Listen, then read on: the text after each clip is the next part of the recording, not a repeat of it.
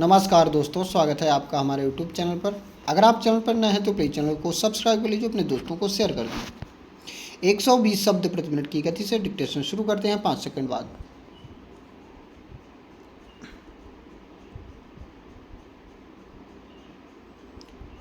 Start.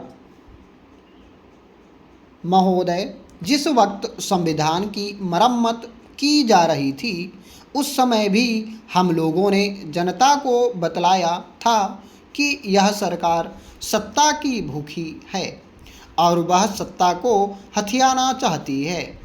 वह उस सत्ता का उपयोग हिंदुस्तान की गरीब जनता के लिए नहीं करना चाहती है, बल्कि उन लोगों के लिए करना चाहती है जिनका स्वार्थ उसके जरिए पूरा होता है। और उसका एक नमूना यह बिल है। जिस समय सेलेक्ट कमेटी में इस बिल पर बहस हो रही थी तो उस समय भी सदस्यों ने सरकार से कहा कि वह मुआवजा देने जा रही है, उसका क्या आधार होगा। लेकिन भारत सरकार ने कभी भी इस बात की परवाह नहीं की कि वह इस बात को बतलाए।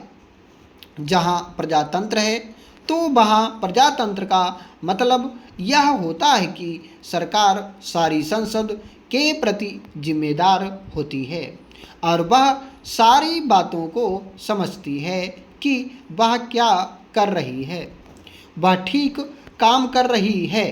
इस चीज़ को संसद के एक एक सदस्य को समझना चाहिए, चाहे राय सदस्यों की भिन्न भिन्न क्यों ना हो। जहाँ तक राष्ट्रीयकरण करने की बात है यह तो कार्य ठीक है, लेकिन जहाँ तक मुआवजा देने की बात है उसने ना सेलेक्ट कमेटी में इस चीज़ को बतलाया और ना आज वह बतलाना चाहती है। इसके पीछे कारण यह है कि सरकार स्वयं समझती है कि वह जो कुछ कर रही है गलत कार्य कर रही है और अपनी गलती को अपने मुंह से कबूल करना नहीं चाहती है। यही कारण है कि वह मुआवजे का आधार नहीं बतला रही है, क्योंकि वह समझती है कि हमारा बहुमत है और हम जो कुछ चाहेंगे करा लेंगे। कृष्णकांत जी को कांग्रेस पार्टी के सदस्य हैं, वे भी कहते हैं कि यह जो बिल लाया गया है यह गलत तरीके से लाया गया है। वह इस विधेयक को नामंजूर कर देना चाहते हैं, लेकिन वे कहते हैं कि हम लोग लाचार हैं क्योंकि हमारे ऊपर विप की वजह से भार आ जाता है कि हम इस बिल के संबंध में अपना मत दें।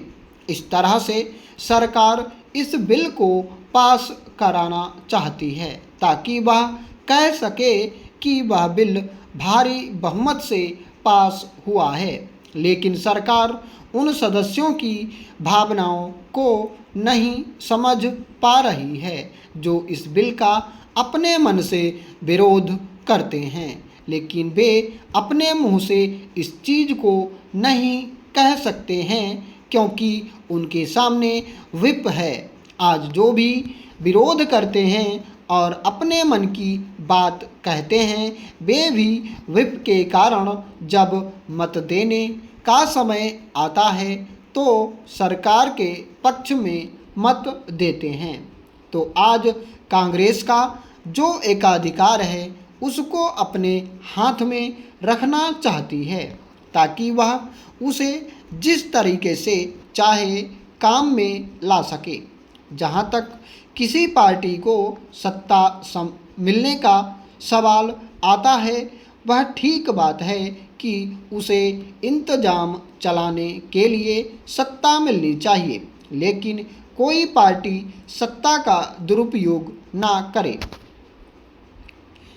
श्रीमान उपसभापति महोदय, इस रेलवे विधेयक पर चर्चा करते हुए मैं कहना चाहता हूं कि इस विधेयक में रेलवे की क्षमता बढ़ाने के लिए, अधिक डिब्बे बनाने के लिए, अधिक इंजन बनाने के लिए कोई प्रावधान नहीं किया गया है। जो दुर्भाग्यपूर्ण है।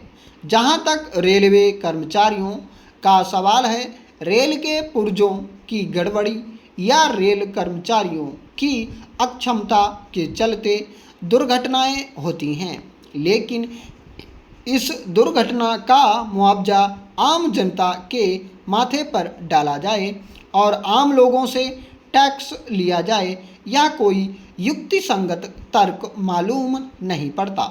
यह तो अन्यायपूर्ण है। जहाँ तक दुर्घटनाओं में मुआवजा देने का सवाल है, इसमें दो राहें नहीं हैं।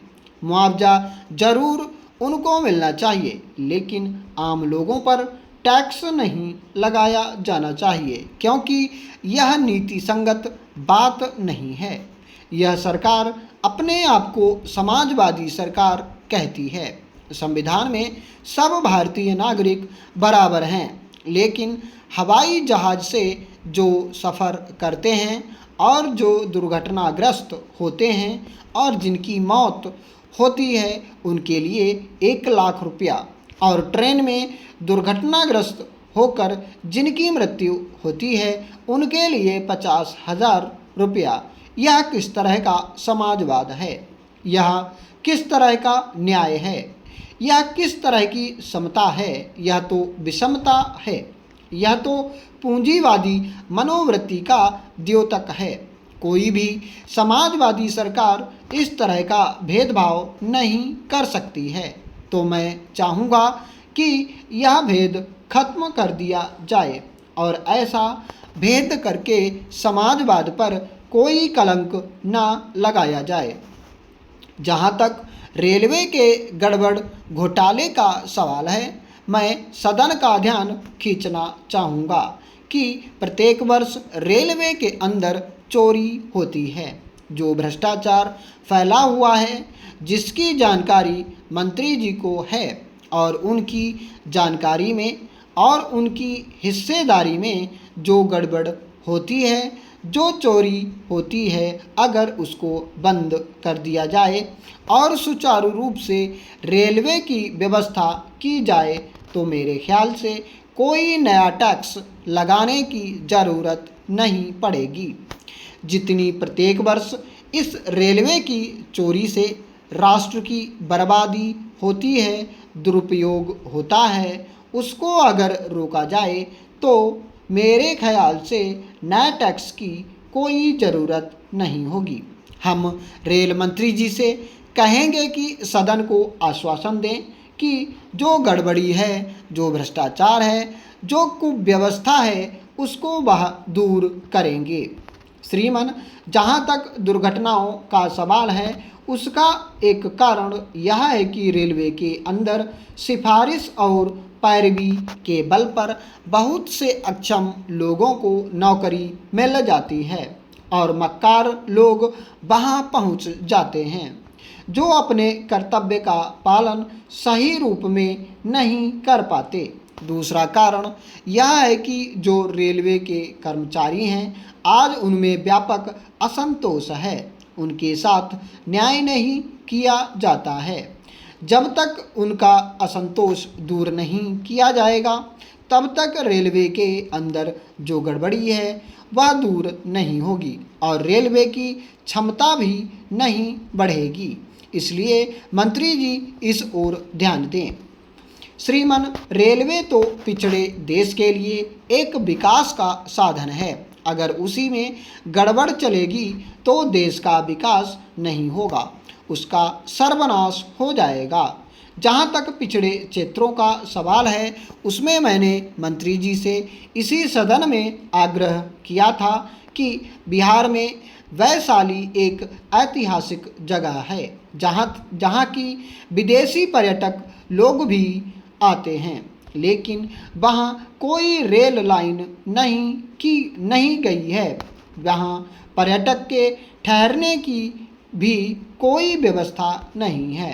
अगर उसकी व्यवस्था सुचारू रूप से की जाए और रेल की पटरी वहाँ तक बिछाई जाए, तो उससे सरकार को विदेशी मुद्रा भी मिलेगी और पिछड़े हुए क्षेत्र का विकास भी होगा।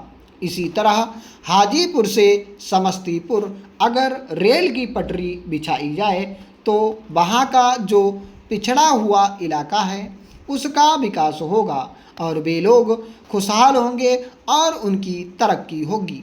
तो मैं माननीय मंत्री जी से चाहूँगा कि वे इस ओर भी ध्यान दें। दूसरी तरफ 1973 के 5वें महीने में 19 तारीख को मैंने रेल मंत्री जी से मिलकर एक स्मरण पत्र दिया था।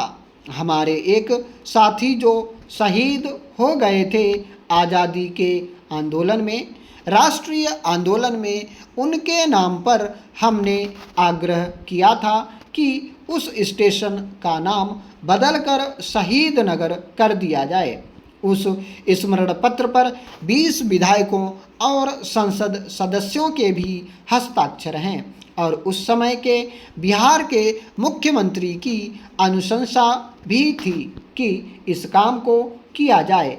तो मैं मंत्री जी से चाहूँगा कि इस संबंध में क्या कार्रवाई की गई है वह बताएं और इस संबंध में विचार करें। स्टॉप।